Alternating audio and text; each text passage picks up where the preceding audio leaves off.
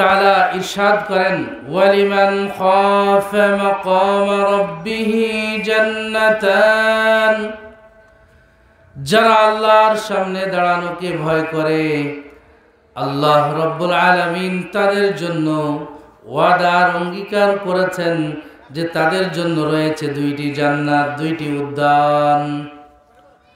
বিখ্যাত তাবিঈ হযরত মুজাহিদ এই আয়াতের তাফসীরের মধ্যে বলেন যে এই আয়াতখানি ওই ব্যক্তির ব্যাপারে বলা হয়েছে যে ব্যক্তির মধ্যে অন্তরে গুনাহের ওয়াসওয়াসা আসে, অন্তরে গুনাহের প্রভাব সৃষ্টি হয়, আগ্রহ আসে, আর সাথে সাথে আল্লাহর ভয় তার অন্তরের মধ্যে আসে যে আল্লাহ তো দেখছেন, গুনাহ করতে যায়, আগ্রহী হয়, সাথে সাথে আল্লাহর ভয় তার অন্তরে চলে আসে। হযরত মুজাহিদ বলেন এই আয়াতটি ওই ব্যক্তির ব্যাপারে নাজিল হয়েছে যে অন্তরে এই ধরনের তাকওয়া পোষণ করে, এই ধরনের ভয় যার অন্তরে আছে। আরো সহজ করে যদি বলতে যাই যে রমজানুল মুবারকের মধ্যে এই প্রচন্ড গরমের মধ্যে ফ্রিজে পানি রাখা আছে, প্রচন্ড পিপাসাও লেগেছে, এরপরও আল্লাহ রাব্বুল আলামিনের ভয়ে পানি খাচ্ছে না, পানি পান করছে না। এই জন্য যে বাসায় কেউ দেখবে তাও না, কোনো মানুষ দেখছে তাও না, লোকচক্ষুর আড়ালে বাসায় একা একা অবস্থান করছে, ফ্রিজে ঠান্ডা পানিও রাখা আছে, এরপরেও শুধুমাত্র আল্লাহর ভয়ে সে রোজা ভঙ্গ করে না, রোজা ভাঙে না। এই ব্যক্তির কথাই আল্লাহ তাআলা বলছেন ওয়ালিমান খাফা মাকাম রাব্বিহি জান্নাতান, যে আল্লাহর ভয় আসার কারণে সে তার গুনাহ থেকে, খায়সাত থেকে সম্পূর্ণভাবে নিজেকে বিরত রাখে, আর মনে মনে এটা চিন্তা করে আমি রব্বুল আলামিনের কাছে কিভাবে দাঁড়াবো, কিভাবে হিসাব দিব।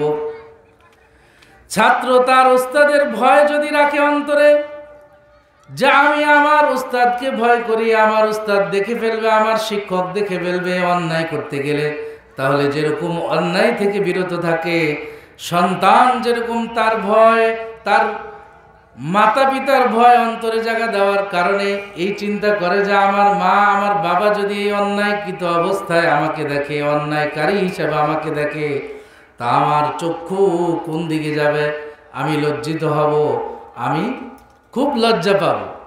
এরকম একটা ভাব যে সন্তানের অন্তরে আসে, ঠিক আল্লাহ রাব্বুল আলামিনের বান্দা হিসাবে যেই বান্দার অন্তরে এরকম একটা ভাব সৃষ্টি হয় যে আল্লাহ রাব্বুল আলামিন তো দেখছেন, আর সেই ভাব সৃষ্টি হওয়ার কারণে গুনাহ থেকে সে বিরত থাকে, এটার নামই তাকওয়া।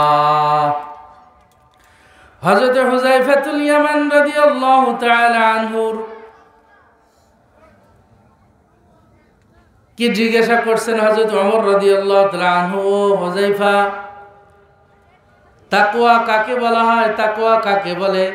তাফসীরে নূরুল কোরআনের মধ্যে লিখেছেন যে হযরত হুযায়ফা হযরত ওমরকে বুঝাতে যেয়ে বলেছেন, ভাই ওমর, তুমি কি মরুভূমির কণ্টকাকীর্ণ কাঁটা দেওয়ালা জায়গার মধ্যে অতিক্রম করেছো কিনা?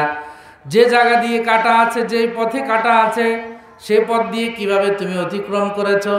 তো হযরত ওমর ইবনুল খাত্তাব রাদিয়াল্লাহু তাআলা আনহু বলেন যে আমি তো নিজেকে এবং নিজের কাপড় চোপড়কে সব কিছুকে গুছিয়ে এমনভাবে ওই পথটা অতিক্রম করব যেন কোনো কাঁটার ছোঁয়া, কোনো কাঁটার বিষ, কোনো কাঁটার দাগ আমার গায়ে, আমার জামাতেও না লাগে।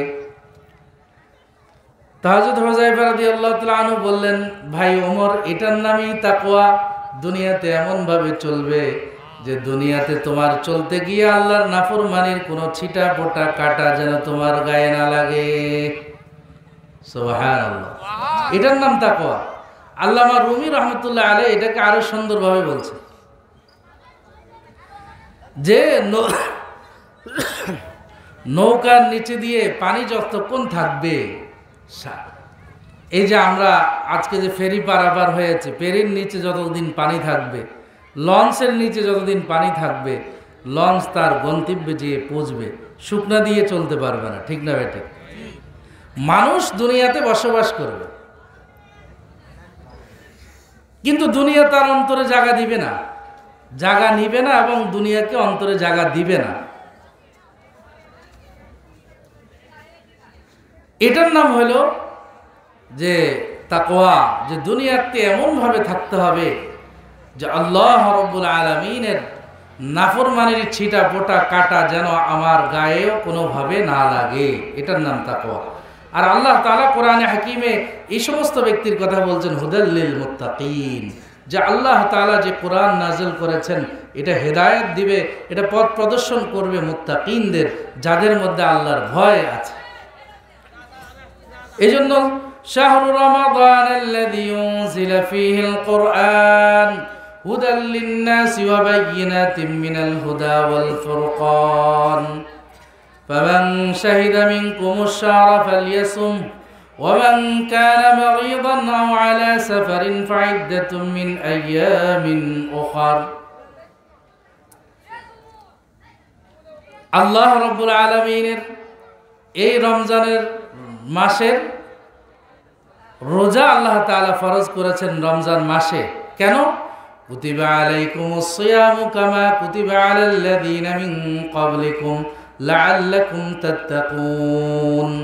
মুত্তাকি বানানোর জন্য নামাজ ফরজ করেছেন, মুত্তাকি বানানোর জন্য কোরআন নাযিল করেছেন, মুত্তাকি বানানোর জন্য রমজান মাসের সিয়াম সাধনা, এই সিয়াম ফরজ করেছেন মুত্তাকি বানানোর জন্য, যাকাত ফরজ করেছেন মুত্তাকি বানানোর জন্য, মালকে পবিত্র করার জন্য, হজ ফরজ করেছেন আমাকে আপনাকে আল্লাহর নৈকট্যতম বান্দা হিসেবে বানানোর জন্য। এই জন্য মুত্তাকি যদি হতে পারি তাহলে আল্লাহ তাআলার ওয়াদা যে আল্লাহ তাআলা আমাকে আপনাকে দুইটা জান্নাতের মালিক বানাবেন, বলেন সুবহানাল্লাহ। এই জন্য সাহাবায়ে কেরামের অন্তরে হযরত রাসূল আকরাম সাল্লাল্লাহু আলাইহি ওয়াসাল্লাম এই তাকওয়ার মেহনত করেছেন, অন্তরের মধ্যে তাকওয়া গাড়ানোর চেষ্টা করেছেন, অন্তরের মধ্যে তাকওয়া সৃষ্টি করার চিন্তা করেছেন। এই জন্য বুখারী শরীফের মধ্যে আসছে এক মহিলা সাহাবী রাদিয়াল্লাহু তাআলা আনহা, তিনি জিনায় লিপ্ত হয়ে গেছেন, রাসূলুল্লাহ সাল্লাল্লাহু আলাইহি সাল্লামের কাছে আসছেন। তার নাম আসছে ইমরাআতু গামিদিয়া, গামিদিয়ার বউ। কোনো কারণে বিপদগামী হয়ে গেছে, রাসূলের কাছে আসছেন। রাসূল বলেন যে তুমি ভুল বলতেছো, চেহারা ফিরিয়ে ফেলছেন। ওই দিকে যাইয়াও বলে আমি জিনা করছি হুজুর, আমাকে শাস্তি দিয়ে পবিত্র করুন। আবার ওই পাশে যাইয়াও বলতেছে, ওইদিকে রাসূল চেহারা ফেলতেছেন, সেদিকেও যাচ্ছেন। এরপরে রাসূল বললেন তোমার বাচ্চা হওয়ার পরে আসিও, বাচ্চা হওয়ার পরে কোলে নিয়ে বাচ্চা নিয়ে আসছে, হুজুর এবার শাস্তি প্রয়োগ করুন, আমাকে পবিত্র করে দেন। রাসূলুল্লাহ সাল্লাল্লাহু আলাইহি সাল্লাম বললেন এই বাচ্চা যতক্ষণ পর্যন্ত নিজে খাবার গ্রহণ করতে না পারবে ততক্ষণ পর্যন্ত তোমার শাস্তি প্রয়োগ করা হবে না। মহিলার ভিতরে আল্লাহর ভয় কি পরিমাণ জায়গা করেছে, ওই মহিলা তার সন্তানকে কোলে নিয়ে রুটি হাতে করে দিয়া নিয়ে আসছে যে হুজুর এখন তার 2 বছর হয়ে গেছে, সে নিজে নিজে খাবার খেতে পারে, দয়া করে আমার শাস্তি প্রয়োগ করে আমাকে পবিত্র করে দিন। এটার নাম তাকওয়া। অন্য এক সাহাবী এভাবে জিনায় লিপ্ত হয়ে গেছে, ভুলক্রমে শয়তানের ধোঁকা পড়ে রাসূলের কাছে এসে বললেন হুজুর আমাকে পবিত্র করুন। রাসূল মুখ ফিরিয়ে নিলেন, যেদিকে মুখ ফিরালেন সেদিকে যেয়ে বলেন হুজুর আমাকে পবিত্র করুন। রাসূল মুখ ফিরিয়ে নিলেন। কয়েকবার বলার পরে নিজে স্বীকৃতি দেওয়ার পরে রাসূল তার শাস্তি প্রয়োগ করলেন। ওই শাস্তি প্রয়োগ করতে যাইয়া হযরতে ইবনে মাসউদ রাদিয়াল্লাহু তাআলা আনহু সেখানে ছিলেন। যখন পাথর নিক্ষেপ করা হচ্ছে আর ছিটকে তার শরীর থেকে রক্তের ছিটা পড়ছিল, ইবনে মাসউদ রাদিয়াল্লাহু তাআলা আনহুর চেহারার মধ্যে তিনি নাক ছিটকাইলেন, ঘৃণা করলেন। এটা রাসূলের কাছে খবর আসার পরে রাসূল ইবনে মাসউদকে বললেন ও ইবনে মাসউদ জানো যে তওবা তোমার ভাই করেছে, যদি এই তওবাকে মদিনাবাসীর মধ্যে ভাগ করে দেওয়া হয় লাকাফাত, সকলের জন্য তওবাটা যথেষ্ট হয়ে যাবে। সুবহানাল্লাহ। এটা হলো রাসূলুল্লাহ সাল্লাল্লাহু আলাইহি ওয়াসাল্লামের তাদের দিলের উপরে মেহনত, তাকওয়ার মেহনত। সাহাবায়ে কেরামের মধ্যে তাদের অন্তরে এরকম তাকওয়া আল্লাহ রাসূল সাল্লাল্লাহু আলাইহি ওয়াসাল্লাম সৃষ্টি করে দিয়েছেন, যেই তাকওয়ার বদৌলতে সাহাবায়ে কেরাম নির্দ্বিধায় আল্লাহর শাস্তি, রাসূলের শাস্তি মেনে নিতে কোনো আপত্তি করে নাই। তাদের সামনে একটা বিষয় ছিল চূড়ান্ত কামিয়াবি, যেটা সেটা হলো আখিরাতের কামিয়াবি। এই বিষয়টা তারা দিলে মনে প্রাণে তারা বিশ্বাস করে নিয়েছে, এই জন্যই তারা মুত্তাকি হয়েছে। আর হাদিসে পাকের মধ্যে আসছে যে যখন উহুদের ময়দানে শাহাদাত বরণ করছিল এক সাহাবী, আর তার পিঠে যখন শত্রুপক্ষের তরবারির আঘাত পড়তেছে, তখন তিনি বলতেছেন ফুস্তু বিরব্বিল কাবা, ও জগৎবাসী শুনে রাখো, আল্লাহর কসম করে বলছি আমি কামিয়াব হয়ে গেছি, আমি কামিয়াব হয়ে গেছি। এই কামিয়াবি ছিল আখিরাতের চূড়ান্ত কামিয়াবি। এজন্য ভয়, দুনিয়ার শান্তি শৃঙ্খলা সব কিছু ভয়ের উপর নির্ভর করে। মানুষের মধ্যে যদি প্রশাসনের ভয় থাকে, তাহলে সুশৃঙ্খল সমাজ ব্যবস্থা থাকবে, রাষ্ট্র ব্যবস্থা থাকবে। মানুষের মধ্যে যদি পুলিশ, বিডিআর, আর্মির ভয় থাকে, সুশৃঙ্খলভাবে মানুষ থাকবে, একজন আরেকজনের হক নষ্ট করবে না, অধিকার ভুলণ্ঠিত করবে না। এই ভয়ের উপরেই দুনিয়ার শৃঙ্খলা নির্ভর করে, ভয়ের উপরেই আখিরাতের চূড়ান্ত কামিয়াবি নির্ভর করে। এজন্য এক ভয় হলো আখিরাতের আল্লাহর ভয়, তাকওয়া। আরেক ভয় হলো দুনিয়ার রাষ্ট্র কর্তৃক বিভিন্ন সংবিধান অথবা তার আইন কানুনের ভয়, অথবা রাষ্ট্রপক্ষের ভয়, পুলিশ বিডিআরের ভয়। এজন্য হযরত হাকিমুল উম্মত মুজাদ্দিদ মিল্লাত শাহ আশরাফ আলী থানভী রাহমাতুল্লাহি আলাইহি বলেন যে আমরা অনেক সময় বলি এটা সগীরা গুনাহ না কবিরা গুনাহ। উনি বলেন যে গুনাহ তো গুনাহই, সেটা সগীরা হোক আর কবিরা হোক, এটাকে এরকম ভয় করা উচিত যেরকম ঘরের মধ্যে কেউ ছোট কয়লা তার কাপড় চোপড় যেখানে রাখে ওয়ার্ড্রপের মধ্যে রাখে না, বড় কয়লাও রাখে না। কেন? এই ছোট কলা একদিন না একদিন এটাকে জ্বালাইতে জ্বালাইতে পুরা কাপড় চোপড় ভস্ম করে দিবে এবং ঘর পর্যন্ত জ্বালিয়ে দিবে। সুতরাং ছোট গুনাহ আর বড় গুনাহ বলতে কিছু নেই, বরং সবই গুনাহ। এই জন্য আল্লাহ রাব্বুল আলামিনের নাফরমানিকে ভয় করা উচিত।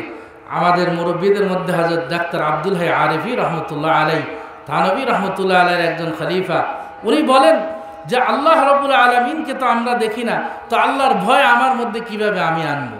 তো উনি বলেন যে আমরা যে দুনিয়াতে চলি ফিরি, আমাদের মাতা পিতার ভয়, আমাদের ওস্তাদদের ভয়, শিক্ষকদের ভয়, যেরকম আমরা নিজেদেরকে গুনাহ থেকে, কোনো অপরাধ থেকে আমরা বাঁচিয়ে রাখি, ঠিক এরকম চিন্তা করা যে আমাকে তো আল্লাহ রাব্বুল আলামিন দেখতেছেন।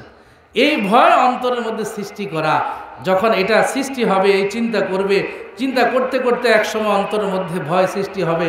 আরেকটা প্রেসক্রিপশন হযরত থানভী রহমতুল্লাহ আলাইহি দিয়েছেন, সেটা হলো প্রতিদিন কিছু সময় মৃত্যুর মুরাকাবা করা। মৃত্যুর মুরাকাবা যখন মানুষ করবে যে আমার জন্য আমার মৃত্যু হয়ে গেছে, মাইকে, মসজিদের মাইকে এলান হচ্ছে অমুকের ছেলে অমুক ইন্তেকাল হয়ে গেছে, জানাজার ব্যবস্থা চলছে, গোসল ব্যবস্থা চলছে, দাফন কাফনের ব্যবস্থা চলছে, এভাবে 10 মিনিট 15 মিনিট যদি প্রতিদিন মৃত্যুর মোরাকাবা করা যায়, তাহলে অন্তরের মধ্যে আল্লাহর ভয় সৃষ্টি হয়ে যাবে। এই জন্য মুরব্বীরা যারা আছেন, জওয়ানরা যারা আছেন, উভয়ের জন্য সুসংবাদ। যৌবনকালে হযরত থানভী রহমতুল্লাহ আলাইহি বলেন আল্লাহর ভয় বেশি থাকা উচিত, আর বৃদ্ধকালে আল্লাহর রহমতের আশা বেশি রাখা উচিত। যে বৃদ্ধকালে আল্লাহর রহমতের আশা রাখা, আল্লাহ মাফ করে দিবেন, অনেক গুনাহ হয়ে গেছে, এখন শুধু রহমতের আশা করা।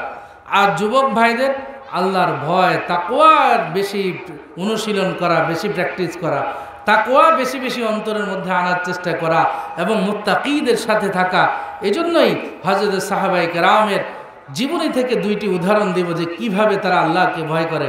হযরত ওমর ইবনুল খাত্তাব রাদিয়াল্লাহু তাআলা আনহুর জিন্দেগিতে আছে।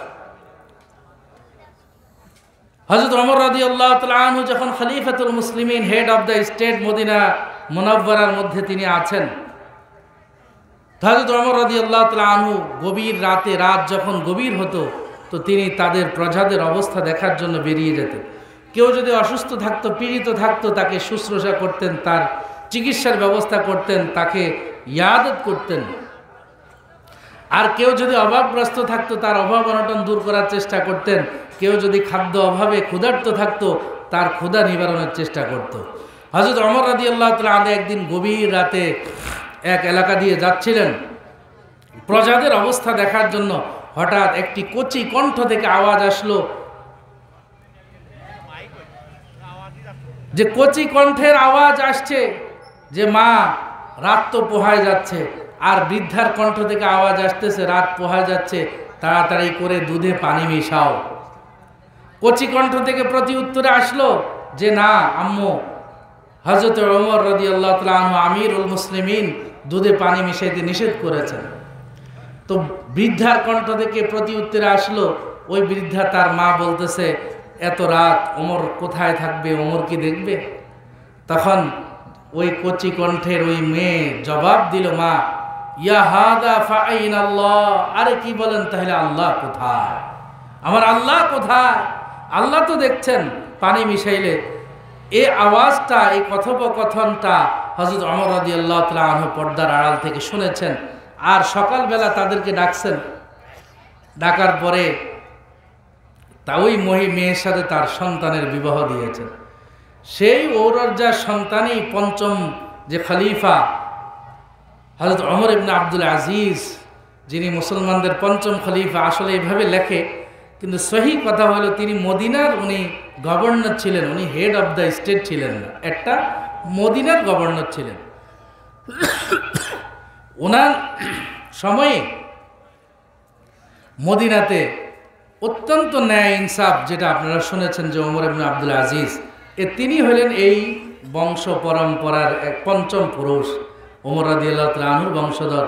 যে তার সময়ে মদিনায় এত ন্যায় ইনসাফের কথা আজ পর্যন্ত যেটা প্রসিদ্ধ আছে মানব সমাজে মুসলমানদের মধ্যে, এই নারীর ঘর থেকেই জন্ম নেওয়া।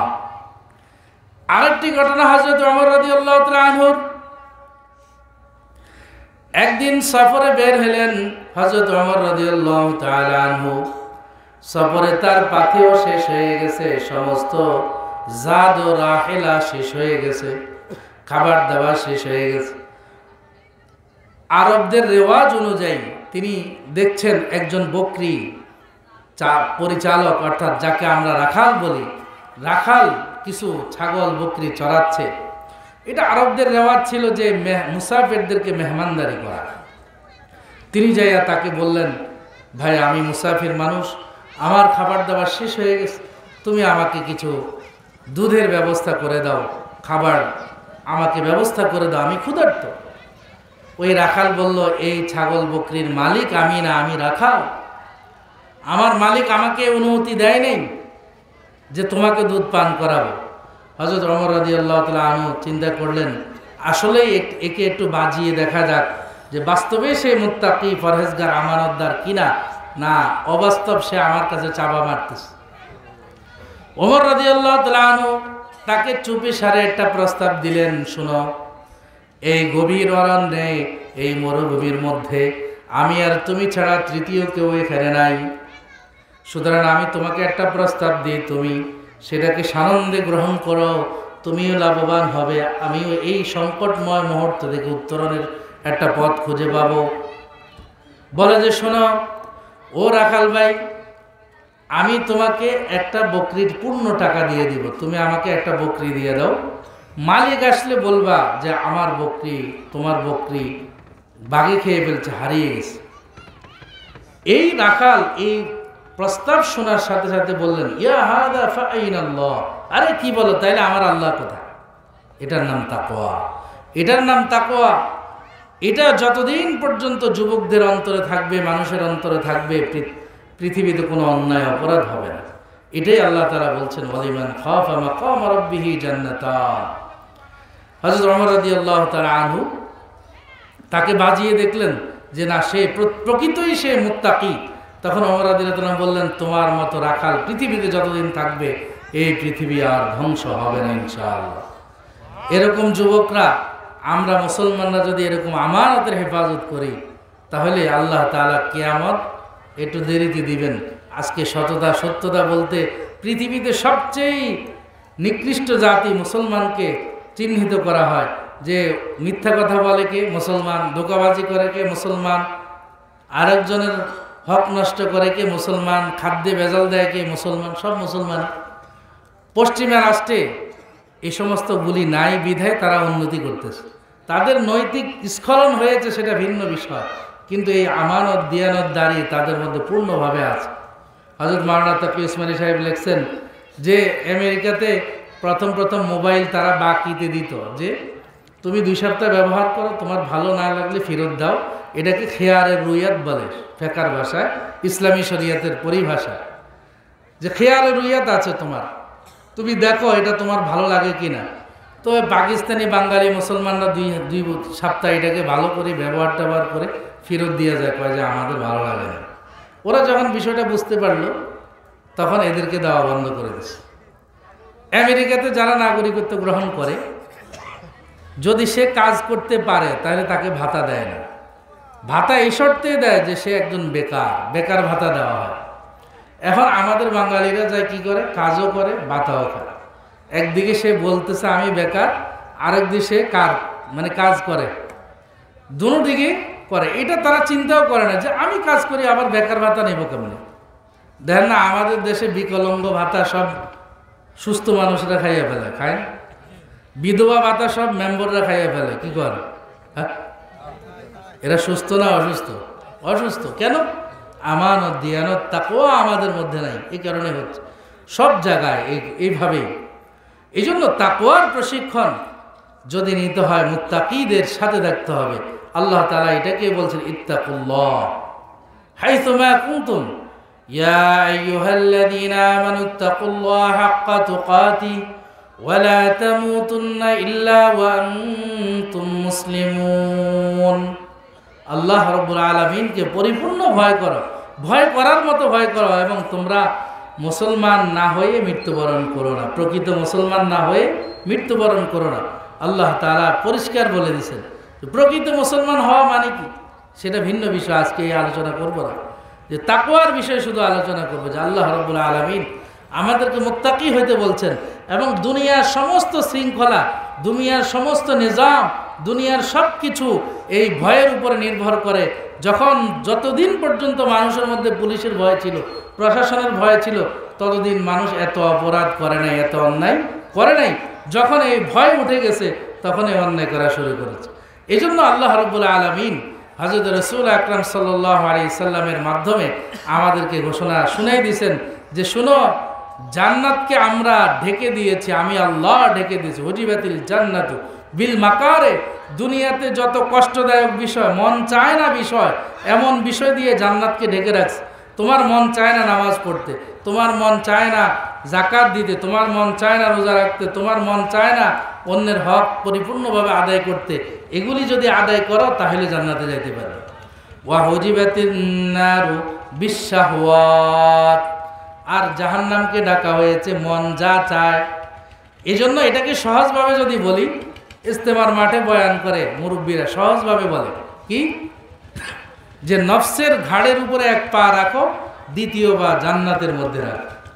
আল্লাহ তাআলা এটাকে এভাবে বলছেন, ওয়া আম্মা মান খাফা মাকাম রাব্বিহি ওয়া নাহান নাফসা আনিল হাওয়া ফাইন্নাল জান্নাতা হিয়াল মাওয়া ফাআম্মা মান তাগা وآثر الحياة الدنيا فإن الجحيم هي المأوى وأما من خاف مقام ربه ونهى النفس عن الهوى فإن الجنة هي المأوى فأما من طغى وآثر الحياة الدنيا যারা সীমা লঙ্ঘন করেছে, আল্লাহর নাফরমানি করেছে, দুনিয়ার হায়াতকে প্রাধান্য দিয়েছে, وآثر الحياة الدنيا, আল্লাহ তাআলা বলছেন ফাইনাল জাহিমা হিয়াল মাওয়া।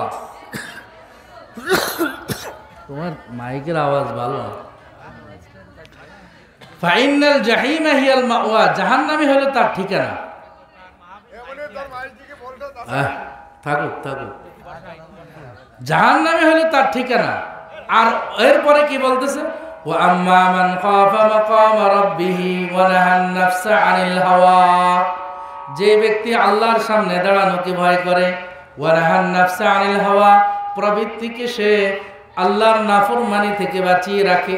প্রত্যেকের মধ্যে রিপু আর প্রবৃত্তি আছে, এটাকে আল্লাহর নাফরমানি থেকে বাঁচিয়ে রাখে। ফাইনাল জান্নাতা হিয়াল মাওয়া, জান্নাতই হবে তার ঠিকানা। এজন্য আল্লাহ রাব্বুল আলামিনের কাছে আশা আর ভয় দুইটা নিয়েই দাঁড়াইতে হয়। তাতাজাফা জুনুবুহুম আনিল মাযাজি'i ইয়াদউনা রাব্বাহুম খাওফান ওয়া তামআ, তাদের পার্শ্বগুলি রাতের গভীরে যখন গভীর হয় তখন পার্শ্বগুলি বিছনা থেকে আলাদা হয়। তাতাজাফা জুনুবুহুম আনিল মাযাজি' ইয়াদউনা রাব্বাহুম, আল্লাহর কাছে দোয়া করে খাওফান ওয়া তামআ, আশা এবং ভয় দুইটা নিয়ে দোয়া করে। কানু কালিলাম মিনাল লাইলি মা ইয়াসজুদুন ওয়া বিল আসহারি হুম ইস্তাগফিরুন, এরা রাতে কম ঘুমায় আর ওয়া বিল আসহারি হুম ইস্তাগফিরুন, গভীর রাতে উঠে আল্লাহর কাছে রোনাজানি করে, গুনাহ মাফ চায়। ও আল্লাহ আমাদের গুনাহ মাফ করে দাও, ও আল্লাহ আমার গুনাহ মাফ করে দাও। হযরত আয়েশা রাদিয়াল্লাহু তাআলা আনহা রাসূলকে জিজ্ঞাসা করলেন, ও আল্লাহর রাসূল, একজন ব্যক্তি তাহাজ্জুদ পড়ছে, সে তো সওয়াবের কাম করছে, গুনাহ করলো কই, সে কেন আল্লাহর কাছে গুনাহ মাফ চাবে? বলে যে, ও আয়েশা, বিষয়টা হলো এরকম, আল্লাহর খাঁটি বান্দারা মনে করে যেভাবে হক আদায় করে তাহাজ্জুদ পড়া দরকার, আল্লাহর ইবাদত করা দরকার, সেভাবে তাহাজ্জুদ পড়তে পারে নাই, সেভাবে ইবাদতের হক আদায় করতে পারে নাই।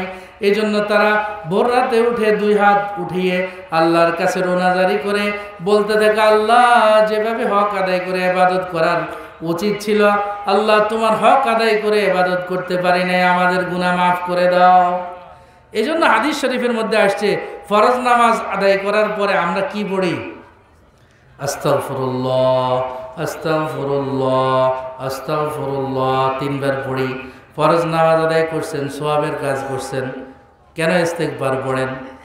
যেভাবে আল্লাহর হক আদায় করে রসুলের সুন্নাহ অনুযায়ী ফরজ নামাজটা আদায় করা দরকার ছিল, সেভাবে আদায় করতে পারি নাই, এ মর্মে আল্লাহ রসুল শিক্ষা দিয়েছেন যে আল্লাহর কাছে ইস্তেগফার করো। রসুল আকরাম সাল্লাল্লাহু আলাইহি সাল্লাম কত বিশাল ব্যক্তিত্ব, আল্লাহ নিজে ঘোষণা দিয়েছেন, লিয়াগফির লাকাল্লাহু মা তাকাদ্দামা মিন যামবিকা ওয়া মা তাআখার, ও রাসূল আমি আপনার অগ্র পশ্চাতের সমস্ত গুনাহ মাফ করে দিয়েছি, সিয়াক ও সাবাকের আগে পরের সব গুনাহ আপনার জন্য মাফ। এরপরে রাসূল কি রাতের অর্ধরাত্র, বেশিরভাগ রাত্র দাঁড়িয়ে দাঁড়িয়ে নামাজ আদায় করতেন, আল্লাহর কাছে দোয়া করতেন, রোনাজারি করতেন, কান্নাকাটি করতেন। এটা হলো আল্লাহর ভয়কে অন্তরে জাগা দেওয়া। যার ভিতরে আল্লাহর যত ভয় জায়গা পাবে, সে তত আল্লাহর দিকে তত বেশি ধাবিত হবে। এই জন্য আল্লাহর ইমানের পরে, নেয়ামতের পরে গুরুত্বপূর্ণ একটা নেয়ামত হলো নেয়ামতে তাকওয়া, আল্লাহর ভয় অন্তরে দেওয়া। কোনো ব্যক্তিকে যদি আল্লাহ তাআলা তার অন্তরে আল্লাহর ভয় দান করছে, আল্লাহ তাআলা দুনিয়া আখিরাতে তাকে সম্মানিত করবেন ইনশাআল্লাহ। এই জন্য কি করতে হবে? ইয়া আইয়ুহাল্লাযীনা আমানুত্তাকুল্লাহ ওয়া কুনু মা'আস সাদিকিন, তো ঈমানদারগণ তোমরা আল্লাহকে ভয় করো, আর যারা আল্লাহকে ভয় করে সাদিকিনদের সাথে তোমরা থাকো, তাদের সোহবত উঠাও, তাদের সাথে বেশি বেশি থাকো। একদিন মুফতি মুহাম্মদ শফি রহমতুল্লাহ আলাইহি আসরের নামাজ পড়ে মসজিদ থেকে হযরত থানভী রহমতুল্লাহ আলাইহি সহ বের হইলেন। বের হওয়ার পরে পিছে পিছে হযরত থানভীর পিছে পিছে যাচ্ছেন।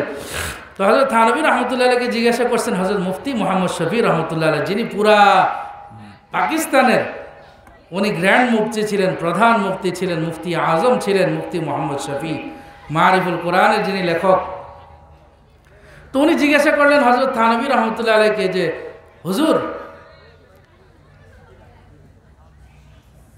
তাকওয়া ওয়ালার সোহবত নিতে আল্লাহ তাআলা কেন বলছে, এবং তাকওয়া ওয়ালার সোহবত বা আল্লাহ ওয়ালার সোহবতটা কিরকম? তো তিনি বলতেছেন, হযরত থানভী রহমতুল্লাহ বলতেছেন যে আল্লাহ ওয়ালাদের সোহবত এক অল্প সময় গ্রহণ করা, অল্প সময় আল্লাহ ওয়ালাদের সোহবতে থাকা 1000 রাকাত নফল নামাজ থেকে উত্তম।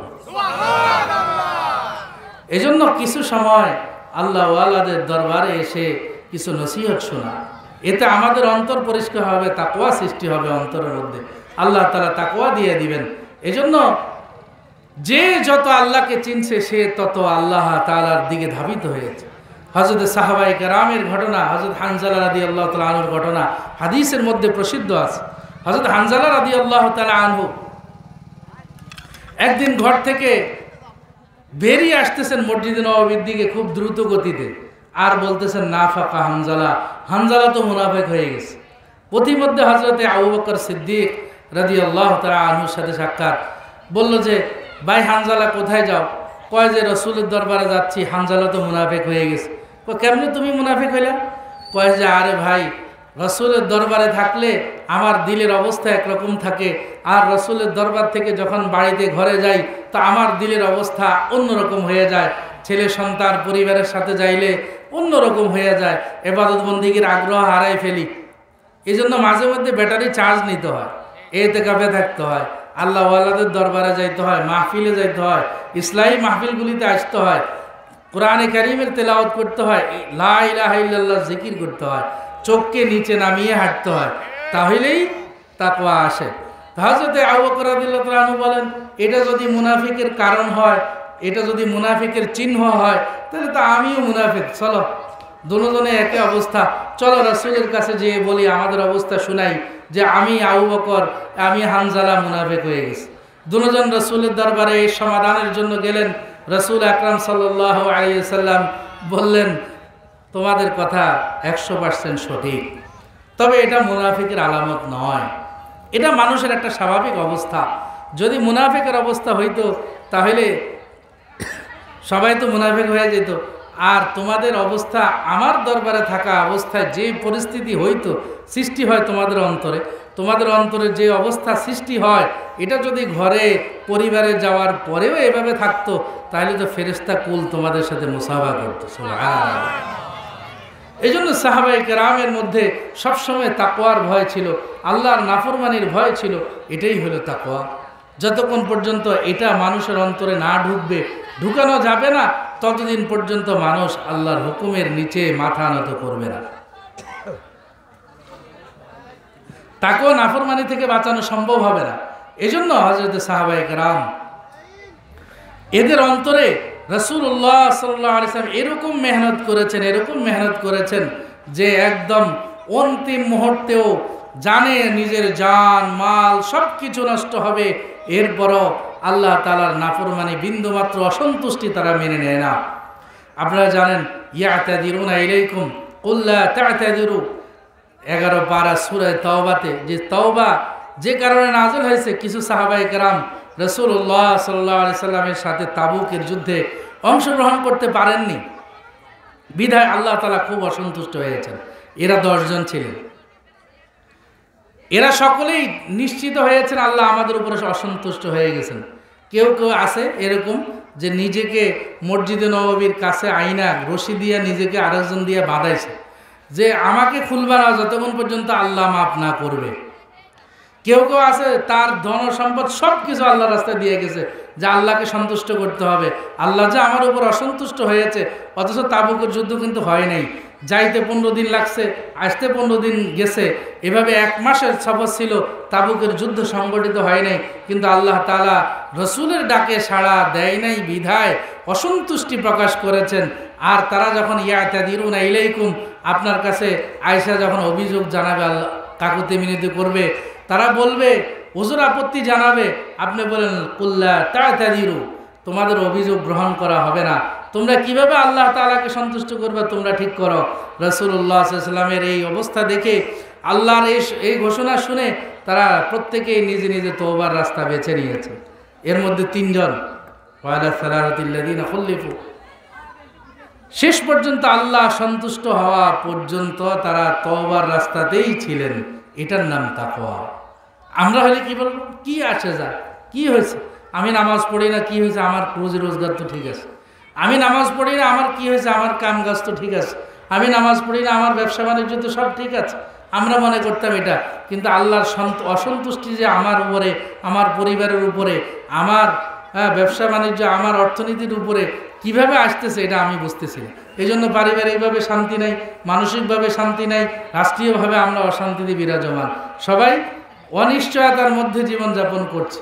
বলতেছি যে হ্যাঁ ভালো আছে, আল্লাহ শুকরিয়া আদায় করতেছে, কিন্তু এগুলি সব আমাদের নাফরমানির ফল। তাকওয়া না অর্জন করার কারণে আল্লাহ তাআলা এভাবে আমাদেরকে শাস্তি দিচ্ছেন। আল্লাহ জানে আরো কতদিন শাস্তি দেন। এবং দ্রব্যমূল্যের ঊর্ধ্বগতি, এগুলি সব আমাদের আমল। বিমা কাসাবাত আইদিন নাস যাহারাল ফাসাদু ফিল বাররি ওয়াল বাহরি বিমা কাসাবাত আইদিন নাস লিইউযিকাহুম। কিছু কিছু আল্লাহ তাআলা দেন, কিছু কিছু শাস্তি দেন, সব দেন না। সব যদি দিতে তো আল্লাহ তাআলা ধ্বংস করে দিতেন।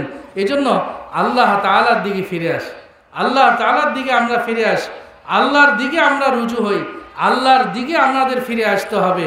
এবং ফিরার রাস্তা একমাত্র একটাই, সেটা হলো আল্লাহ রাব্বুল আলামিনের দরবার। যেই দরবার থেকে কোনোভাবে কোনোদিন কেউ মায়ুস আর সে নিরাশ হতে পারে নাই, বরং আল্লাহ তাআলা তাকে তার আশা থেকেও বেশি দিয়েছেন। এই জন্য বাজা বাজা সোবার তওবা শেকাস্তি তো ফের বাজা, যদি 100 বারও তওবা আমরা ভঙ্গ করি তো আল্লাহ তাআলার পক্ষ থেকে আল্লাহ তাআলা কেমন যেন ডাক দিচ্ছেন যে 100 বার তওবা তুমি ভঙ্গ করছো, আবার তুমি আমার কাছে ফিরে আসো, তুমি আমার কাছে ফিরে আসো। বুখারী শরীফের প্রথম খণ্ডের বাবু মা যুকিরা ফি বনি ইসরাঈল একটা অধ্যায় আছে, বাদুল খালকের এই অধ্যায়ের মধ্যেই একটা বাব আছে, সেখানে উল্লেখ আছে এক নাফরমান আল্লাহ রাব্বুল আলামিনের এত বড় নাফরমান ছিল, সে 99টি খুন করছে। কত বড় নাফরমানি করছে! 99টি খুন করার পরেও তার ভিতরে অনুশোচনা আসছে যে আমি আল্লাহর কাছে তওবা করে ভালো হয়ে যাব, আমি আল্লাহর সন্তুষ্টি চাই। শেষ খুঁজতেছে, খুঁজতে খুঁজতে এক ছোটোখাটো আমার মতো একজন ছোটোখাটো আলেমের কাছে গেছে, যাই বলতেছে আমি 99টা হত্যা করছি, আমার কি কোনো তওবা আছে? আমার জন্য কোনো তওবার রাস্তা আছে? তো ওই হুজুর শুনি, ছোটোখাটো হুজুর তো, গভীর হুজুর না, বলতেছে যে আরে কি সর্বনাশ, 99টা খুন করার পরেও আবার কি আল্লাহর দরবারে কি কিভাবে তোমার জন্য ক্ষমা হয়? তো সে তরবারি বাইর করে বলতেছে যে তাইলে আপনারা দিয়ে 100টাই পুরে, তো ওনারা দিয়ে 100টা পূর্ণ করছে। এরপরও তার ভিতরে অনুশোচনা যে আমি আল্লাহর দরবারে ফিরে যাব, আমি আল্লাহরকে অসন্তুষ্ট করে মরতে চাই না, আল্লাহর সন্তুষ্টি আমার লাগবেই। হত্যা করে আরো বড় আলেমের সন্ধানে তিনি চলছেন। যেতে যেতে এক বড় আলেমের সন্ধান পাইলেন রোমে, বর্তমান ইতালি বলল, আগের রোমের যে এক খ্রিস্টান বড় পাদ্রী, তাকে পাইল, বড় আলেম পাইছে। তাকে জিজ্ঞাসা করছে যে আমি তো এরকম 99টা করছি, তারপরে একজনের কাছে গেছি, যাওয়ার পরে তিনি বললেন আমার নাকি তওবা সম্ভব না, আপনার কাছে তাকেও হত্যা করে আইসা 100টা পূর্ণ করে আপনার কাছে আসছি, আমার জন্য কি তওবার কোনো রাস্তা খোলা আছে কিনা? তো তিনি বললেন যে হ্যাঁ অবশ্যই তওবার রাস্তা খোলা আছে, তুমি অমুকের কাছে যাও। তো পথিমধ্যেই আল্লাহ তাআলার সিদ্ধান্ত, তার রূহ কবজ হয়ে গেছে। দেখেন আল্লাহ রাব্বুল আলামিন, সহি ঘটনা, এটা বানানো ঘটনা, বুখারী শরীফের ঘটনা। আল্লাহর কর্তৃক নির্দেশনা দিয়ে তার রূহ কবজ করে নেওয়া হয়েছে। এখন 2 ধরনের ফেরেশতাই উপস্থিত তার রূহ কবজ করার জন্য। নেককারদের ফেরেশতা যারা নেয় তারাও উপস্থিত, বদকারের ফেরেশতা এও উপস্থিত। উভয়ে ঝগড়া যে কে তার এই রূহ কবজ করবে। শেষ পর্যন্ত তাদের ঝগড়ায় কোনো সমাধান আসে নাই। আল্লাহর কাছে জানতে চাইছেন যে আল্লাহ কে গ্রহণ করবে। আল্লাহ তাআলা একটা কৌশল নিলেন যে ঠিক আছে, সে কতটুক জায়গা অতিক্রম করছে এটা মাপা হোক। আল্লাহ সে অল্প রাস্তায় অতিক্রম করছিল, কিন্তু আল্লাহ রাব্বুল আলামিন তো তাকে মাফ করে দিলেন, রহমানুর রহিম। আল্লাহ তাআলা তার অতিক্রান্ত রাস্তা ছিল অল্প, কিন্তু আল্লাহ তাআলা ওই রাস্তাটাকে লম্বা করে দিয়েছেন, বড় করে দিয়েছেন। আর অনতিক্রমকৃত রাস্তা ছিল বেশি, সেটাকে আল্লাহ তাআলা সংকুচিত করে দিয়েছেন। আল্লাহ এরপরে মাপার পরে দেখলো যে তার অতিক্রম করা তওবার রাস্তা বেশি, সে গ্রহণ করছে। নেককারদের ফেরেশতা দিয়া তার রূহ নেওয়া হলো। আল্লাহ তাআলা এত বড় দয়াবান, এত বড় দয়াবান যে আল্লাহ ইচ্ছা করলে নিজের থেকেও হক আদায় করে দিয়েও আল্লাহ তাআলা আমাকে আপনাকে মাফ করে দিতে পারেন। এই জন্য হযরত থানভী রহমতুল্লাহ লিখছেন, ভাই যে আল্লাহ তাআলা নিজের থেকে দিয়াও অন্যের হক নষ্ট করছি, এরপরেও যদি তওবা করি আল্লাহ তাআলা, এটা সম্ভব, এই হাদিসের আলোকে যে 100টা হত্যা করছে, এটা তো মানুষের হক নষ্ট করছে, এটা মাফ হওয়ার কথা নয়। কিন্তু হাদিসে তো তার মাফের ঘোষণা আসছে। হযরত থানভী রহমতুল্লাহ বলে এটা আল্লাহর পক্ষ থেকে নিজে দিয়ে আল্লাহ তাআলা ইচ্ছা করলে কাউকে মাফ করে দিতে পারেন। কেমন দরবার সেটা! এজন্য ভাই নিরাশার দরবার নয়, আশা, আল্লাহর কাছে আশা রাখ, আশা। এই জন্য বৃদ্ধকালে বেশি আশা রাখবেন। আর যৌবনরা, যুবকরা বেশি বেশি তাকওয়া অর্জন করবে। তাদের মধ্যে যদি তাকওয়ার এই গণ্ডি না থাকে, তাকওয়ার এই বেড়া না থাকে, তাকওয়ার রশি না থাকে, তাহলে এরা দুনিয়াকে বিশৃঙ্খল করে ফেলবে, দুনিয়া ধ্বংস হয়ে যাবে। আর বৃদ্ধদের মধ্যে যদি আশা না থাকে, সারা জিন্দিগির উপরে তারা নৈরাশ হয়ে যাবে। এজন্য সারা জীবনের শেষে বৃদ্ধরা বেশি বেশি তওবা করবে আর আল্লাহর আশা করবে, আল্লাহর রহমতের আশা করবে। আর যুবকরা তাদের যৌবনকালে তাকওয়া অর্জনের মাধ্যমে তারা বেশি বেশি মুত্তাকি হওয়ার চেষ্টা করবে। আল্লাহ তাআলা আমাদেরকে তাকওয়ার নসিব, তাকওয়ার দৌলত নসিব করেন, সকলে বলে আমিন। এজন্য তাকওয়া নসিব হয় আল্লাহ ওয়ালাদের সোহবতের মাধ্যমে। যত বেশি আল্লাহ ওয়ালাদের সোহবতে যাবে, তত বেশি আল্লাহ তাআলা আমার আপনার অন্তরের মধ্যে তাকওয়ার নূর জ্বালাই দিবেন, তাকওয়ার আলো জ্বালাই দিবেন। এই যে লাইট জ্বলতেছে দেখছেন, পাওয়ার হাউসের সাথে তার সংযোগ না থাকলে এই লাইট এখানে আলো দিত না। ঠিক আল্লাহ ওয়ালাদের মুত্তাকিদের সোহবত যখন আমি নিব, এক আলো থেকে আরেক আলো, আমার থেকে তাদের থেকে আমার মধ্যে, আমার থেকে আরেকজনের মধ্যে, এভাবে তাকওয়া ছড়াইতে থাকবে। এই জন্য বেশি বেশি মুত্তাকিদের সোহবত নেওয়ার চেষ্টা করা, বেশি বেশি আল্লাহ ওয়ালাদের সোহবতে থাকার চেষ্টা করা। আর খাঁটি মুসলমান হইতে হইলে মুত্তাকি হওয়া ছাড়া কোনো বিকল্প নাই। আল্লাহর সবচেয়ে বেশি প্রিয় ব্যক্তি হলো ইন্না আকরামাকুম ইনদাল্লাহি আতকাকুম। আল্লাহ বলেন আমার কাছে কালো, সুন্দর, লম্বা, উঁচা এগুলির কোনো বিষয় নয়, আমার কাছে সবচেয়ে বেশি মুত্তাকি যে সেই দামি। আমার কাছে দামি ব্যক্তি ওই যার তাকওয়া বেশি। এই জন্য হজরতে বেলাল হাবশি একদিকে আর আবু জাহাল, আবু লাহাব একদিকে। মক্কার বড় লিডারদের কোনো দাম আল্লাহর কাছে ছিল না, বেলাল হাবশির দাম সবচেয়ে বেশি ছিল। আম্মার ইবনে ইয়াসার, হযরত সুহাইবে রুমি, এদের দাম বেশি ছিল। মক্কার কাফেররা বলতেছিল যে আমরা তো আপনার কাছে আসতে চাই,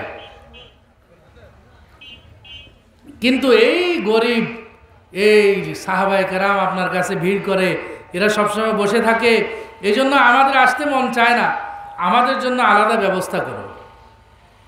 তো আর আল্লাহ তাআলা অসন্তুষ্ট হয়েছে এবং সূরা আবাসা নাযিল হয়েছে। আপনারা জানেন যে আব্দুল্লাহ ইবনে উম্মে মাকতুম এমন সময়ে রাসূলের কাছে যে প্রশ্ন করতে চাইছিলেন, যখন তিনি মক্কার লিডারদেরকে নিয়ে আলোচনায় বসছেন। আল্লাহ রসুলের আশা ছিল বড় যে এরা যদি মুসলমান হয়ে যায় তো বিশাল সংখ্যক মানুষ মুসলমান হয়ে যাবে। কিন্তু আল্লাহ তাআলার কাছে তো দামি হলো মুত্তাকি। যে আব্দুল্লাহ ইবনে উম্মে মাকতুম ওই সাহাবী, অন্ধ সাহাবী, তার কাছে আল্লাহর কাছে খুব বেশি প্রিয়। এই জন্য আল্লাহ তাআলা এটা পছন্দ করেন না। এই জন্য সাথে সাথে আয়াত নাযিল করছেন আবাসা ওয়া তাওয়াল্লা আন জাআহুল আমা। এই সূরার তাফসীরের মধ্যে আপনারা খুলে পাবেন, মুফতি মুহাম্মদ শফি রহমতুল্লাহ আলাইহি তাফসীরে মারিফুল কোরআনে লিখছেন, একটা প্রশ্নের উত্তর দিয়েছেন, যেটা আমি আজকে এখানে দিয়ে যাই। অনেক ভাইয়ের অন্তরের মধ্যে আছে যে তাবলীগওয়ালারা আমাদের কাছে দাওয়াত দেয়, এরা তো অমুসলিমদের কেন দাওয়াত দিবে? কি যুক্তি কথা না? আমরা তো মুসলমান, নামাজ পড়ি, রোজা রাখি, মিলাদ কিয়ামও করি, বছরে একবার সিন্নিও খাই, কি বলেন? এগুলি করি না আমরা?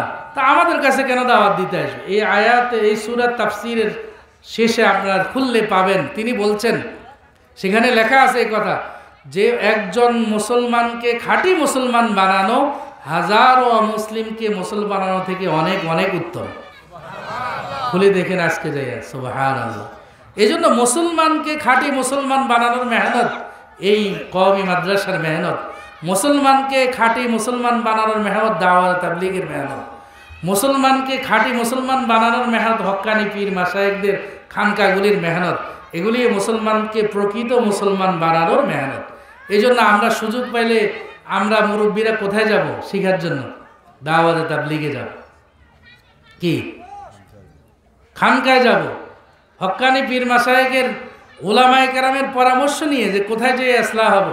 আজকে যিনি আমাদের এখানে প্রধান অতিথি, তিনিও একজন বড় বুজুর্গ, তার কাছেও আপনারা বয়াত হইতে পারেন, যদি উনি এরকম ব্যাপক বয়াত করেন না, কিন্তু উনি আল্লাহওয়ালা একজন আল্লাহওয়ালার সহবত ইয়াফতা এবং বড় মাপের একজন আলেম, বড় মাপের একজন আল্লাহওয়ালা, তার কাছে বয়াত হতে পারেন। কিন্তু আপনি কোনো হক্কানি উলামা মাশায়েখের পরামর্শ নিয়ে তারপরে পীর নির্বাচন করবেন, নইলে আপনার কলা গাছ যেরকম জিরে খায়, আমাদের মুসলমানের সমাজকেও ফিরে খাইয়ে ফেলছে। কি ঠিক না বেটে? মাজারে সেজদা করি আমরা, বাবার নামে আমাদের গরু ছাগল নজর নিয়াজ মান্নত করি, করি কি করি না? এ কাছে কিনারে আছে না নাই? তো এগুলি শিরিক, এগুলি থেকে জানতে হবে। এই জন্য এলেম শিখাটা খুবই জরুরি। রাসূল আকরাম সাল্লাল্লাহু আলাইহি ওয়াসাল্লাম বলেছেন, ওয়ামাজতামাআ কওমুন ফি বাইতিন মিন বাইতিল্লাহ ইয়াতলুনা কিতাবাল্লাহ ওয়া ইয়াতাদারাসুনাহু বাইনাহুম। মুসলিম শরীফের হাদিস, যে যারা মসজিদে একত্রিত হয় আল্লাহর কোরআন তিলাওয়াতের জন্য এবং পরস্পরে কোরআন শিখার জন্য মসজিদে একত্রিত হয়, ওয়া ইয়াতাদারাসুনাহু বাইনাহুম ইল্লা হাফাতহুমুল মালায়েকা ওয়া গাশিয়াত আলাইহিমুর রাহমা ওয়া নাযালাত আলাইহিমুস সাকিনা, যে আল্লাহর রহমত তাদেরকে ঢাকিয়ে নেয়। সাকিনা নামক বিশেষ রহমত আল্লাহ নাজিল করেন, ফেরেশতা তাদেরকে ঢেকে দেয় এবং ওয়া যাকারাহুম, এবং তাদের আলোচনা হয় আল্লাহর কাছে। এর চেয়ে উত্তম মজলিস। এই জন্য প্রত্যেকটা মজলিসে, প্রত্যেকটা মসজিদের মধ্যে আমরা কোরআনের হালকা কায়েম করব। আমরা বুড়ারা চা দোকানে বসবো না, কোথায় বসবো? মসজিদে যায় বসবে, আসার পরে হুজুরকে যায় ধরবেন, ইমাম সাহেবরে, আমাদেরকে কোরআন শেখান। একজনে কয়, আমি 70 বছর পর্যন্ত নামাজ পড়ি, হন বুঝি আমি কোরআন শিক্ষা করবো। কয় হুজুর, কয় সূরা ফাতিহাটা কোনছে? আলহামদুলিল্লাহ রাব্বিল আলামিন আর-রহমানির মালিকিদ্দিন ইয়াকা নাস্তাইন ইহদিনাস সিরাতাল মুস্তাকিম সিরাতাল লাযিনা আনআমতা আলাইহিম। মনে হয় যেন ঝগড়া করতেছে। কাছে কিনারে কেউ থাকলে ভয়ে ভাগবে, ঠিক না বেটা? কিন্তু ওনার চিন্তা হলো 70 বছর ধরে নামাজ পড়ি, আমার থেকে সহি শুদ্ধ কেউ জানে নাকি? এই জন্য এলেম শিখতে হবে। সাহাবায়ে কেরাম কীভাবে এলেম শিখছেন? বুখারী শরীফের কিতাবুল ইলমের 17 নম্বর পৃষ্ঠার মধ্যে আছে, রাহালা জাবির ইবনে আব্দুল্লাহ মাসিরাতা শাহরিন ইলা আব্দুল্লাহ ইবনে উনাইস ফি হাদিসিন ওয়াহিদিন, যে হযরত জাবির ইবনে আব্দুল্লাহ একটা হাদিস শেখার জন্য 1 মাসের সফর করছেন। কয় মাসের? যাইতে 15 দিন, আসতে 15 দিন। সিরিয়াতে গেছেন একটা হাদিস শেখার জন্য। জাবির ইবনে আব্দুল্লাহ আল আনসারী, ওনার আব্বাও সাহাবী, উনিও সাহাবী, জলিলুল কদর সাহাবীদের মধ্যে অন্যতম একজন। উনি একটা হাদিস শেখার জন্য 15 দিন সফর করে গেছেন, আবার 15 দিন সফর করে আসছেন। আমরা কি জানি যে আমাদের ঘরে বসে দেখতে হবে? এই জন্য এলেম শিখবেন তো ইনশাআল্লাহ। বুড়ারা তাবলীগে যাবেন, ইমাম সাহেবরে ধরবেন যে আমাকে কোরআন শিক্ষা করাই দেন, আমার দোয়া কুনুতটা ঠিক করে দেন, আমার আত্তাহিয়াতুটা ঠিক করে দেন। দেখে হাত তোলেন মুরব্বীরা, কে কে এটা শিখতে রাজি আছেন ইনশাআল্লাহ। আল্লাহ তাআলা কবুল করেন। আল্লাহ আমাদের এই হাতগুলিকে আপনি কবুল আর মঞ্জুর করেন। মুরব্বীদের আপনি হিম্মত দান করেন, তাদেরকে আল্লাহ আপনি নামাজ সহি শুদ্ধ করে কবরে যাওয়ার তৌফিক দান করেন। হাত নামান। নামাজকে সহি শুদ্ধ করতে হবে। নামাজ তো পড়েন, করতেছেন, দোয়া হয়ে যাচ্ছে বদদোয়া, আপনার তো জানা নাই। এই জন্য সহি শুদ্ধ করে তেলাওয়াত করতে হবে, সহি শুদ্ধ আত্তাহিয়াতুটা পড়তে হবে, সহি শুদ্ধ দোয়ায়ে কুনুতটা পড়তে হবে। এই জন্য সময়ে সময়ে দাওয়াত তাবলীগে যাবেন।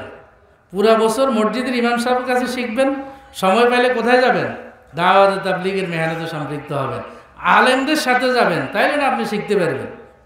এবার আপনিও যেরকম আরেকজনও সেরকম 3 চিল্লা লাগায় আসলেন, কয় যেরকম সিন্নি এরকম বতর বতর, বুঝলেন? মানে পিন্নি পায়ের যত পাতলা হবে এটা খাইতে তত আওয়াজ বেশি হয়, আর যত ঘন হবে খাইতেও সুস্বাদু, আওয়াজ টাওয়াজ কম হবে, আশপাশের বাড়ির মানুষে তত একটা আওয়াজ সাউন্ড পাবে না, ঠিক না বেটে? আর একটা কয় কয় বেল খাওয়া সবার কাম না, এটা গ্রাম্য একটা প্রবাদ বাক্য আর কি। বেল খাওয়া কি, কাঁঠাল খাওয়া কি সবার কাম নেই? দেখবেন আপনি যদি খাই, দেখবেন মোষে গোপের মধ্যে দাড়ির মধ্যে লাসা লাগাই, এরপরে আপনি একটা দুর্দশার মধ্যে পড়বেন। এই জন্য ওলামায়ে কেরামের তত্ত্বাবধানে আমাকে সময় দিতে হবে, আমাকে শিখতে হবে। আল্লাহ তাআলা প্রথম আমাকে কবরে যাওয়ার পরে সর্বপ্রথম হিসাব নেবেন কিসের? নামাজের। আউয়ালু মা ইউহাসাবু বিহিল আবদ ইয়াউমাল কিয়ামা আস-সালাহ। সর্বপ্রথম নামাজের হিসাব নেবেন। এই জন্য তাকওয়া, যত নামাজ শুদ্ধ হবে তত তাকওয়াওয়ালা হবেন। যত নামাজ সুন্নত তরিকায় পড়বেন তত বেশি তাকওয়া আমার আপনার মধ্যে আসবে। যত বেশি চলাফেরার মধ্যে, উঠা বসার মধ্যে সুন্নত তরিকার অনুসরণ করব, তত বেশি আমার মধ্যে তাকওয়া আসবে। ঠিক না বেটি? এই জন্য 5 ওয়াক্ত নামাজ জামাতের সাথে আদায় করার চেষ্টা করব। রাসূলুল্লাহ সাল্লাল্লাহু আলাইহি ওয়াসাল্লাম সারা জীবন মৃত্যুর আগ পর্যন্ত নামাজ কোথায় পড়ছেন? মসজিদে। কোথায়? নিজে ইমামতি করছেন। সর্বশেষ যে হাদিস বুখারী সহ হায়াতুস সাহাবা সমস্ত হাদিসের কিতাবগুলির মধ্যে আসছে যে রাসূল 2 জনের কাঁধে ভর করে এভাবে পর্দা উঠাইয়া দেখলেন যে হযরত আবু বকরের নেতৃত্বে সাহাবায়ে কেরাম সবাই নামাজ আদায় করতেছে। রাসূল এটা দেখে মুস্কি হেসে দিয়েছেন। সুবহানাল্লাহ। রাসূল দেখছেন নামাজ অবস্থায় সাহাবায়ে কেরামকে, এই জন্য রাসূল হাসি প্রকাশ করছেন, আনন্দ প্রকাশ করছেন। এই জন্য নামাজ পুরুষের জন্য মসজিদে যায় নামাজ আদায় করা।